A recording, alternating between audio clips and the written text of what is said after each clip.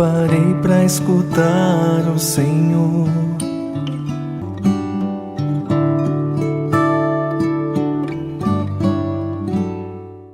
Quero te acolher nessa sexta-feira para a nossa meditação da Palavra de Deus. Seja muito bem-vindo. Invoquemos o Espírito Santo do Senhor, o Espírito Santo. Vinde, Espírito Santo, enchei os corações dos vossos fiéis e acendei neles o fogo do vosso amor. Enviai o vosso Espírito e tudo será criado e renovareis a face da terra. Oremos. Ó Deus, que instruíste os corações dos vossos fiéis com a luz do Espírito Santo, fazei que apreciemos retamente todas as coisas, segundo o mesmo Espírito, e gozemos sempre de sua consolação por Cristo, Senhor nosso. Amém. O Senhor esteja convosco, Ele está no meio de nós. Proclamação do Evangelho de Jesus Cristo, segundo Marcos. Glória a vós, Senhor. Tendo sido aclamado pela multidão, Jesus entrou no templo em Jerusalém e observou tudo. Mas como já era tarde, saiu para Betânia com os 12. No dia seguinte, quando saíam de Betânia, Jesus teve fome.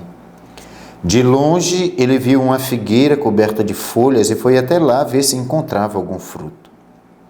Quando chegou perto, encontrou somente folhas, pois não era tempo de figos.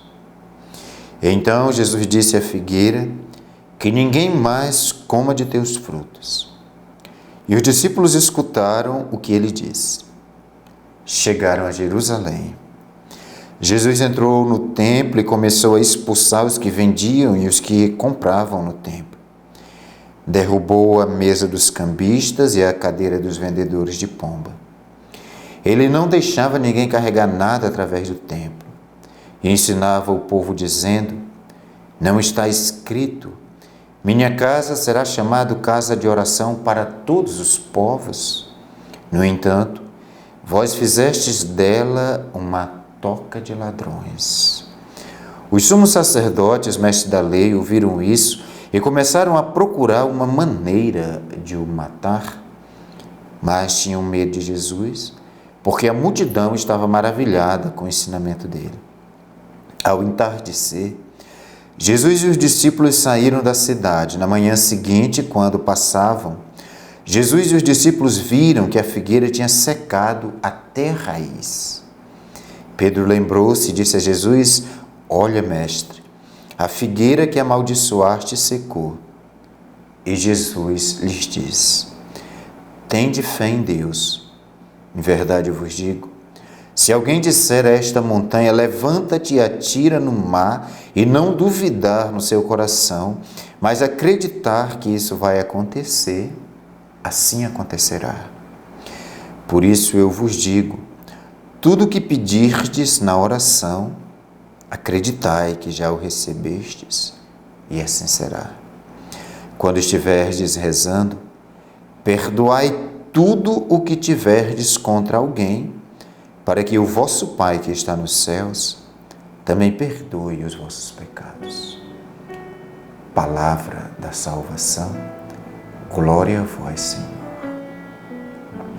Nós escutamos nesse trecho do Evangelho de São Marcos o ensinamento de Jesus sobre a sua missão, enquadrado por meio dessa fábula da figueira e do ato de purificação que Jesus realiza no templo. A purificação primeiro. Meus irmãos e minhas irmãs, ao longo de um período na igreja, os primeiros séculos, desenvolveu-se uma heresia chamada pelagianismo, que era alguns intelectuais, conhecedores, sábios, que acreditavam que pelos seus méritos religiosos, pelos seus esforços de praticar a religião, pelas suas virtudes pessoais, eles alcançariam a santificação, alcançariam a salvação. E o Papa Francisco recordou no último escrito que ele fez sobre a santidade, chamado Gaudete e Exultate, alegria e exaltação, que nos tempos de hoje também o pelagianismo está muito presente naquelas pessoas que acreditam que se salvam pelos seus méritos próprios. E quando Jesus purifica o templo, nos dá esse ensinamento que a Sagrada Escritura nos coloca, que não é por obras que o ser humano alcança a salvação, mas é pela fé em Cristo Jesus. Porque a função desses vendedores que Jesus expulsa, desses cambistas, era vender objetos necessários para o culto. Boi, ovelhas, pombos, trocar a moeda, porque não podia entrar no templo a moeda estrangeira, então aqueles que vinham com o dinheiro do Império Romano tinham que trocar pela moeda que circulava no templo. E isso é muito presente na nossa realidade. Quando nós escutamos dizer: mas eu sou tão bom, aquela pessoa faz o bem a tantos, importante é que ele faça isso, a igreja, a religião não importa. Isso é pelagianismo, é achar que pelas nossas boas obras, pelos méritos pessoais, nós alcançaremos a salvação. Não são essas coisas que nos salvam. Elas se manifestam como consequência da fé, é verdade. Mas quem opera a salvação na nossa vida, a redenção é Jesus. E é isso que ele manifesta quando expulsa esses intermediários, vendilhões do templo, diz: através da fé em Deus, e ali estava a porta de acesso a Deus, o Cristo. Você não precisa mais de intermediários. E aí nós podemos compreender essa história da figueira, porque aquele que acolhe o Senhor, aquele que permite o Senhor agir na sua vida e que o acolhe na fé, ele produz bons frutos o tempo todo, não só nas condições naturais, mesmo nas condições adversas, dá fruto o tempo todo. E nunca vai ser só uma figueira coberta de folhas que não dá fruto. E o fruto por excelência da vida com Cristo é o fruto da caridade. E que este fruto não espera só as ocasiões volumosas ou o Evangelho, desculpem, até engasguei, mas o Evangelho diz que a figueira não deu fruto porque não estava na estação.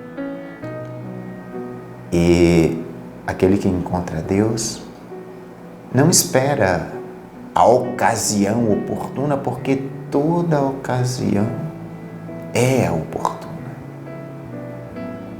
para ser caridoso, para viver na fé, para fortalecer a esperança e a confiança em Deus e acreditar no seu coração que o Senhor está presente na sua vida. Deus nos auxilie e que a sua palavra seja luz.